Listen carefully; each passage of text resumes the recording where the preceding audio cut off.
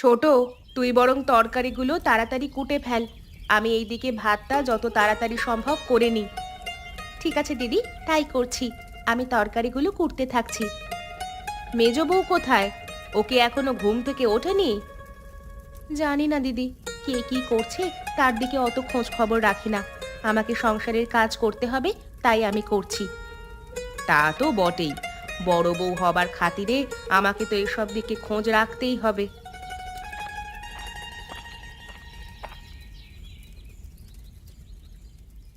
অত সব দিকে চোখ কান দেওয়ার কোনো প্রয়োজন নেই দিদি। কে কি করছে না করছে সেটা তো তার নিজস্ব ব্যাপার। তাতে তোমাদের অত মাথা ব্যথা কিসের? আমার তো কোনো মাথা ব্যথা নেই মেজো। আমি আবার কি করলাম? কেন? তুমি যে এইমাত্র জিজ্ঞেস করলে মেজো বউ উঠেছে নাকি ঘুমাচ্ছে, সেই কথা জিজ্ঞাসা করবার অধিকার তোমাকে কে দিল? তুই তার মানে বাইরে দাঁড়িয়ে আমাদের কথা শুনছিলিস, তবুও রান্নাঘরে আসিসনি? গরমের মধ্যে এখানে এসে কি করব? এই তিন পরিবারের একটাই তো চুলা, সেখানে দুজন মিলে রান্না করলেই অনেক। আমার আবার কিসের প্রয়োজন? তুই এ কি বলছিস মেজো? আমাদের আবার তিন পরিবার কোথায়? আমাদের তো একটাই পরিবার, আর তার একটাই চুলা। এই তো পরিবার, যত সব। এই পরিবার বেশি দিন আর এক পরিবার থাকবে না, এই আমি বলে দিলাম। যেই পরিবারে কোনো মানুষের সম্মান নেই, সেই পরিবারে না থাকাই ভালো। তোমাকে আবার কি সম্মান দেওয়া হয় না এখানে দিদি? তুমি তো ঘরের কোনো কাজটাই করো না, সব তো আমরা দুজন মিলে করি। কি? এত বড় কথা? আমি ঘরের কোনো কাজ করি না? বেশ, তাহলে তো এক পরিবারে থাকবার কোনো মানেই হয় না। আমি আজই এই পরিবারকে আলাদা করবার ব্যবস্থা করব। শুধু শুধু ঝামেলা বাড়াচ্ছিস মেজো। তোর এখানে আসার তো কোনো দরকার ছিল না। শুধু শুধু এখানে এলি কেন? আগে তো কোনোদিন এই চুলায় ঢুকিসনি তুই। আসবার তো দরকার থাকবেই না। আমি না এলে কি সুন্দর আমাকে নিয়ে চর্চা হয়। আমি এলাম বলে সেই চর্চা বন্ধ হয়ে গেল তো, তাই জন্যই রাগ হবে তো। আজকে আসুকো, তারপর আমি দেখাবো মজা।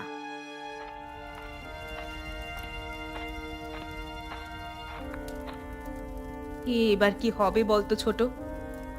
যা হবার তা দেখা যাবে। তুমি এত ভয় পেও না তো দিদি। ও সব সময় চালাকি করবে আর ওকে ছেড়ে দেব, সেটা তো হয় না।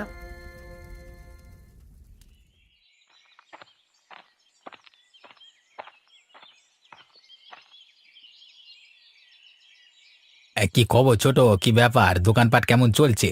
ব্যবসা ঠিক এগুচ্ছে তো? হ্যাঁ দাদা, ওই আর কি, ব্যবসা যেমন যাবার কথা তেমনই যাচ্ছে। তা দাদা, হঠাৎ করে তুমি তোমার কাজ ছেড়ে আমার কাছে চলে এলে, কিছু দরকার ছিল নাকি? দরকার তো অনেক দিন দেখি আছে, কিন্তু সেই দরকার মিটছে কই বল দেখি। হ্যাঁ দাদা, বলো না কি দরকার, দেখি আমি মেটাতে পারি কিনা। বেশ, তুই যখন জিজ্ঞেস করছিস তাহলে আমি বলছি। হ্যাঁ, আচ্ছা একটা কথা বলতো, এখনকার যুগে এই এক পরিবারে থাকতে তোর কি ভালো লাগে? ভালো লাগবে না কেন?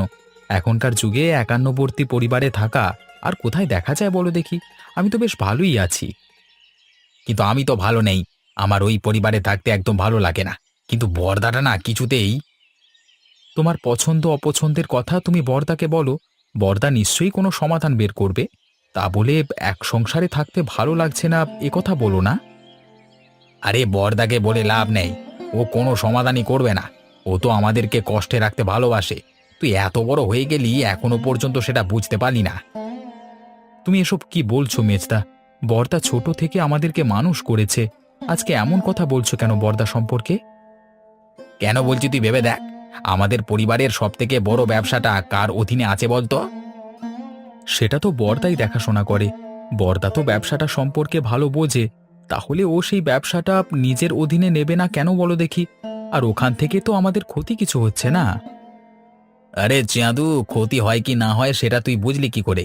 ওই সুদের কারবারি থেকে কত টাকা পরিবারে দেয় আর কত টাকা নিজের পকেটে ঢোকায়, সেই হিসেব কি তোর কাছে আছে? হ্যাঁ, হিসেব রেখে আমি করবোটা কি বলো দেখি?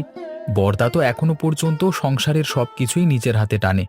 একটা সবজির বাজার থেকে আরম্ভ করে সমস্ত কিছু বর্দাকে নিজেকেই করতে হয়। আমাদের তো আর সেখানে কোনো টাকা ঢালতে হয় না। ধ্যাৎ, তুই সারা জীবন একটা গাধাই রয়ে যাবি, তোকে বুঝিয়ে লাভ নেই। শুধু শুধু আমার সময় নষ্ট। যাই, আমি বরং এখান থেকে চলে যাই। ধ্যাৎ।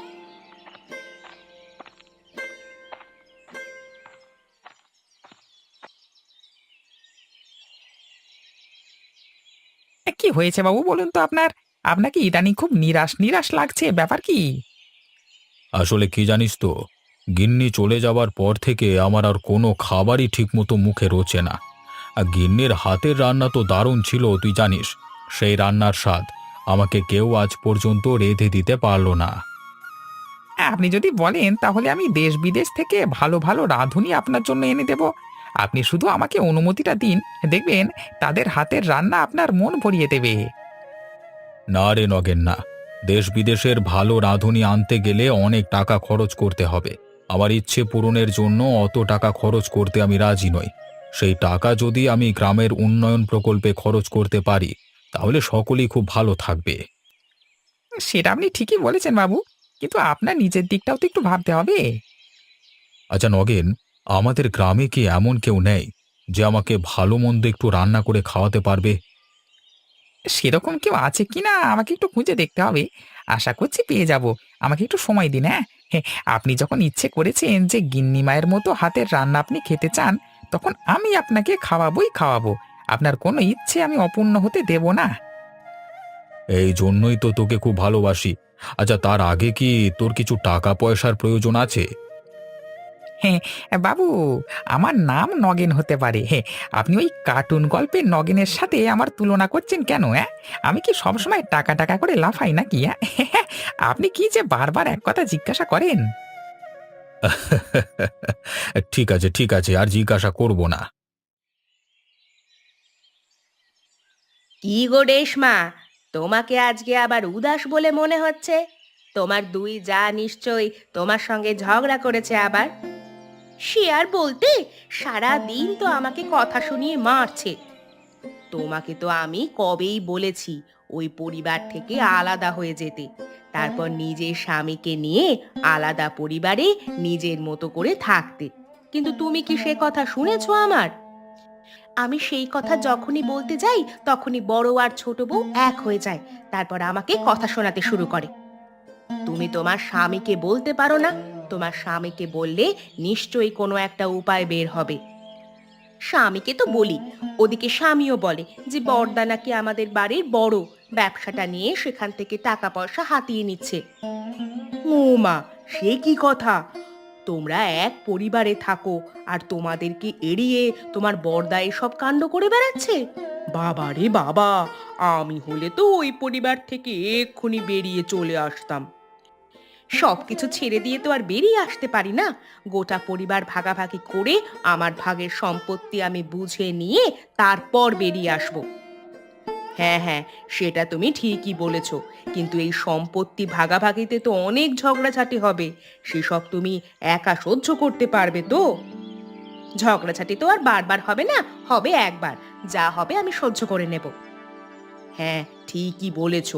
এই সব লোকের দিকে একবার কিছু না বললে হবে না, সব সময় পেয়ে বসবে। কিছু না বলে বলে তো পেয়ে বসেছে, এবার একবার মুখোমুখি না হলে হবে না। ওই দুই বউ পরিবারটাকে নিজের বাপের সম্পত্তি বলে মনে করেছে, সেই সব তো চলবে না।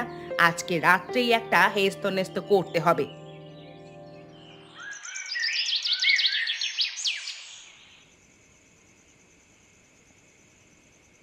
কি হলো গিন্নি? তোমার মন খারাপ মনে হচ্ছে, ব্যাপার কি? ব্যাপার আর তোমাকে কি বলি, আমাদের তিন বউয়ের এক পরিবারে থাকা সম্ভব নয়। এক পরিবার থেকে এক চুলায় রান্না করে আমাদের প্রত্যেক দিনই নিজেদের মধ্যে অশান্তি লেগে থাকে। আরে কি হয়েছে আমাকে খুলে বলো। কি নিয়ে অশান্তি লেগে থাকে? এই ঘরের সমস্ত কাজ আমরা দুই বউ মিলেই করি, আমি আর ছোট বউ। মেজ বউ একটা কাজও করে না, উপরন্তু আমাদের কাজের খুঁত ধরে। এইভাবে কতদিন সহ্য করা যায় বলো তো? মানুষের তো সহ্যের একটা সীমা আছে। গিন্নি, তুমি এই বাড়ির বড় বউ, তোমাকে বাকিদের তুলনায় অনেক কিছু বেশি সহ্য করতে হবে। সহ্য তো করছি গো, কিন্তু কতদিন আর সহ্য করা যায় বলো তো? মেজ বউ যদি নিজেকে পরিবর্তন না করে এবং সারা জীবন যদি এভাবেই চলতে থাকে, তাহলে তো আর পরিবারে ভালোভাবে থাকা যায় না। আমরা যদি কিছু কথা শোনাতে যাই তাহলে হিতে বিপরীত হবে। আমাদের কথা শোনানো যাবে না, তাই চুপচাপ সহ্য করে যাওয়া আমাদের কাজ। সময় হতে দাও, ওরা নিশ্চয়ই নিজেদের ভুল বুঝতে পারবে। মেজ বৌদি সব সময় আমাদের দেখলেই ওরকম করে। তুমি এর একটা সমাধান করে দাও, এভাবে তো চলতে পারে না। কথাটা তুমি ভুল বলনি। আমি দেখি প্রায় আমার দোকানে মেজদা এসে বর্দার নামে কটু কথা বলে, কান ভাঙানোর চেষ্টা করে। তাই নাকি? কি বলে?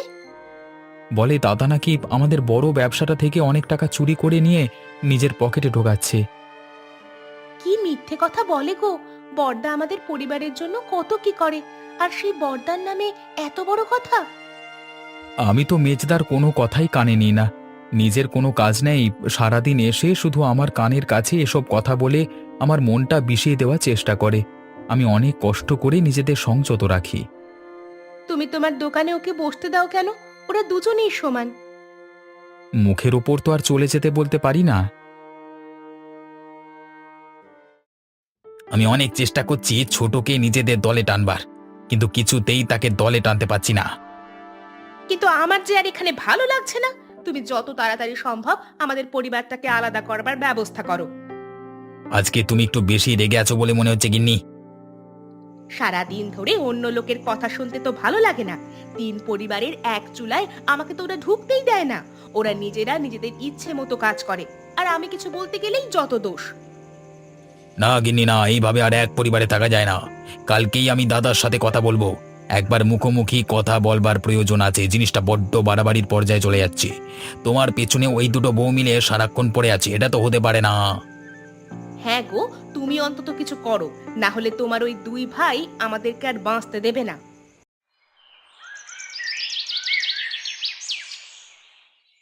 কি নগেন, তুমি যে বলেছিলে আমাকে কয়েকদিন সময় নিয়ে আমার জন্য এই গ্রাম থেকে ভালো রাঁধুনি খুঁজে আনবে, তার কি হলো? হ্যাঁ বাবু, সে কথা আমার মনে আছে।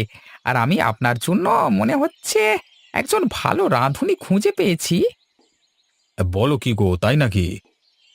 হ্যাঁ বাবু, সেটাই। তবে একটা মুশকিল আছে, সেটা সমাধান করতে হবে। কি সমস্যার কথা বলছো? আমি যে পরিবারের কথা বলছি না, তা সেই পরিবারের তিনজন বউ। শুনেছি নাকি মেজ বউয়ের মন ভালো নয়, তা বড় বউয়ের হাতের রান্না ভালো, ছোট বউ জোগাড় দেয়, বুঝলে না? তাতে আমার কি, আমি ভালো রান্না খেতে পারলি হলো। আপনাকে ভালো রান্না খেতে হলে এদের মধ্যে প্রতিযোগিতা বাঁধাতে হবে। না ভাই নগেন, আমি তোমাকে আগেই বলেছি, আমার কোনো ইচ্ছে পূরণের জন্য আমি কাউকে কোনো দিন ব্যবহার করব না। আমি এখনো সেই সিদ্ধান্তে অটল আছি। ঠিক আছে বাবু, আপনাকে প্রতিযোগিতা করাতে হবে না, কিন্তু আপনাকে গিয়ে ওদেরকে আদেশ করতে হবে যে আপনি ওদের থেকে সেরা রান্নাটি খেতে চান, বুঝলেন না? সে ব্যবস্থা আমি করে নেব, তুমি ওসব নিয়ে চিন্তা করো না। আমাকে সেখানে নিয়ে চলো, বাকিটা আমি দেখে নেব। ঠিক আছে বাবু, চলুন। এখন তো সকাল, এই সকালবেলায় তাহলে যাওয়া যাক। হাঁটাও হবে আর আপনার ইচ্ছা পূরণ করাও যাবে। চলো তবে যাওয়া যাক।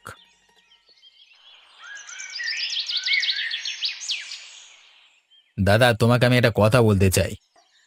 হ্যাঁ বল না, কি বলবি? আমার আর আমার স্ত্রীর এই সংসারে থাকতে ভালো লাগছে না। আমরা এখান থেকে চলে যেতে চাই। আচ্ছা, তোদের যখন এখানে থাকবার ইচ্ছে নেই, তখন আমি আর তোদেরকে আটকে কি করব বল? আমি সেই কথা বলিনি। আমি তো এখান থেকে যাব বটেই, কিন্তু তার আগে এই পরিবার ভাগ করে আমি সমস্ত সম্পত্তি নিয়ে যাব। তার মানে এই পরিবার ভাগ করবি মানে? মানে আবার কি? যে পরিবারে আমার স্ত্রীর কোনো সম্মান নেই, সেই পরিবার একসাথে থেকে কোনো লাভ নেই। তুই এ সংসারে থাকতে চাস না, সেটা তোর ব্যাপার। তুই আমাদেরকে বলছিস কেন? তোর না পোষায় তুই থাকিস না। আমরা দুজনে তো এই সংসারে খুবই ভালো আছি।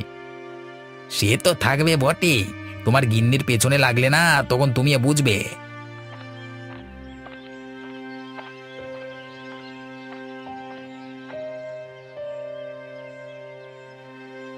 কি কার পিছনে লাগে সেটা আপনি না জেনেই বলে দিচ্ছেন কেন দাদা?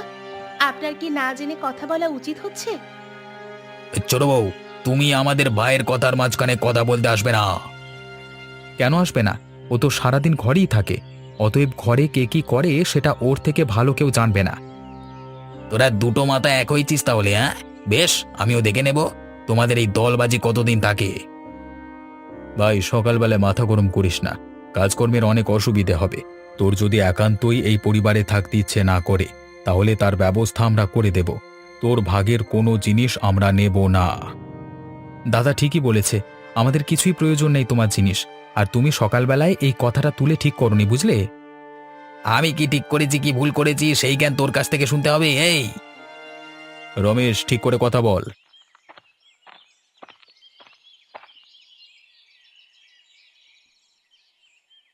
কি ব্যাপার কি? তোমাদের তিন ভাই সকালবেলা এরকম চিৎকার চেঁচামেচি করছো কেন? আরে বাবু, আপনি আপনি আমাদের বাড়িতে এসেছেন, কি সৌভাগ্য আমাদের। আসতে বাধ্য হলাম। আপনি না এলেও আমি আপনার কাছে যেতাম বাবু। কেন, কি দরকার? আমার আর এই পরিবারে থাকতে ভালো লাগছে না। আমি সেই কারণে এই পরিবার আলাদা করতে চাই, তাই আপনার সাহায্য চাই। ঠিক আছে, ওসব কথা পরে হবে। তুমি এখন সামনে থেকে সরো। তোমাদের তিন গিন্নিকে আমার সামনে ডাকো।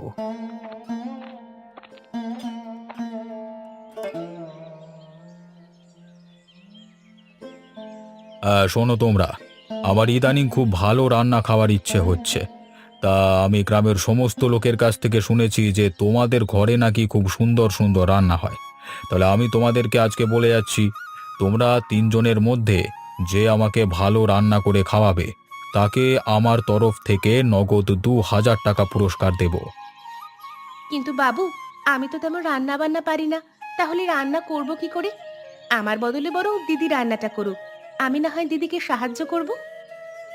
বেশ, তুমি এই যে সত্যি কথা বললে যে তুমি রান্না পারো না, তাতে আমার খুব ভালো লাগলো। ঠং দেখলে বাঁচা যায় না। এতদিন ধরে তাহলে শিখলেটা কি, হ্যাঁ? এই কারণেই তুমি এই সংসারটা ভাঙতে চাও না, তাই না? নিজে করে খাবার তো মুরদ নেই। তুমি চুপ করো। আমার সামনে ঝগড়া ঝামেলা করবার চেষ্টা করবে না। তুমি কি রান্না করতে পারো? হ্যাঁ, পারবো না কেন? বেশ, তাহলে তোমার আর বড় বউয়ের মধ্যে আমাকে যে ভালো রান্না করে খাওয়াতে পারবে তাকে আমি পুরস্কৃত করব। আর রান্না আমার আজকে দুপুরের মধ্যেই চাই।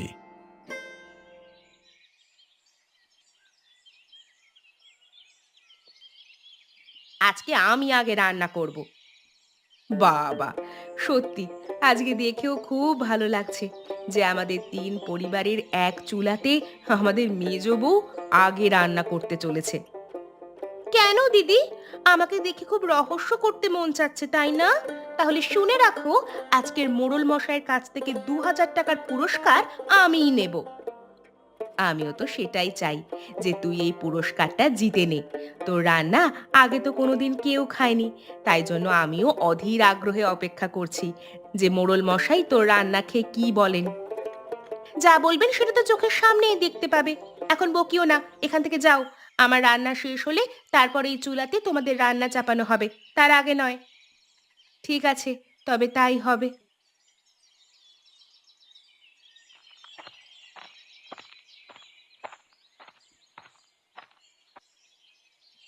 আহা, তোমাদের তৈরি রান্না থেকে খুব সুন্দর ঘ্রাণ বের হচ্ছে। আশা করছি আমার গিন্নির মতো রান্না তোমাদের দুজনের মধ্যে নিশ্চয়ই একজন কেউ করতে পেরেছে। এইবার তোমরা একে একে খাবারগুলো বাবুর সামনে রাখো। বাবু খেয়ে বলবেন কার রান্না কেমন হয়েছে।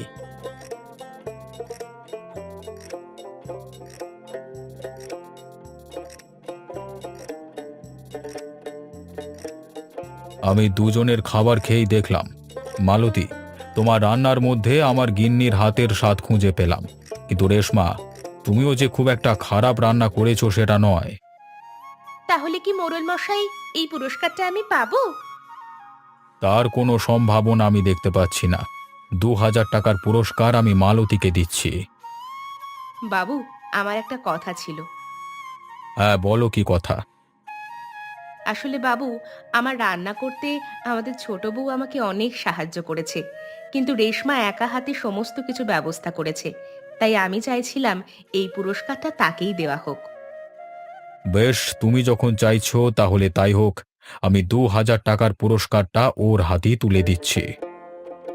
সত্যি দিদি, তুমি আমাকে পুরস্কারটা দিতে চাও? আমি জানতাম যে তোর মধ্যে অনেক গুণ আছে, কিন্তু তুই সেই গুণ ভালোভাবে ব্যবহার করিস না। আসলে আমাদের তিন পরিবারের এক চুলা হওয়ার কারণে তুই কোনোদিন রান্না করার সুযোগই পাস না। তিন পরিবার কেন বলছো দিদি? আমাদের তো একটাই পরিবার। তোরাই তো সকালবেলা আলাদা হতে চাইছিলিস। না দিদি, তোমাদেরকে ছেড়ে কোথাও গিয়ে আমরা ভালো থাকবো না। আমি এতদিনে বুঝতে পেরেছি তোমরা আমাকে কতটা ভালোবাসো। আমি তোমাদের সঙ্গে এতদিন যা খারাপ ব্যবহার করেছি তার জন্য আমি ক্ষমা চাইছি। ক্ষমা চাইতে হবে না রে বোন, তুই যে নিজের ভুলটা বুঝতে পেরেছিস এটাই অনেক। বাহ, তাহলে তো খুব ভালোই হলো। তোমাদের পরিবারের মধ্যে সমস্ত অশান্তি মিটে গেল। হ্যাঁ বাবু, আর এই সব কিছু হয়েছে আপনার জন্য। আপনি না থাকলে এই সুযোগ কোনোদিন আসতো না। আমি আর কি করলাম? ধরে নাও ওপরওয়ালা আমার হাত দিয়ে এই কাজ করিয়েছে।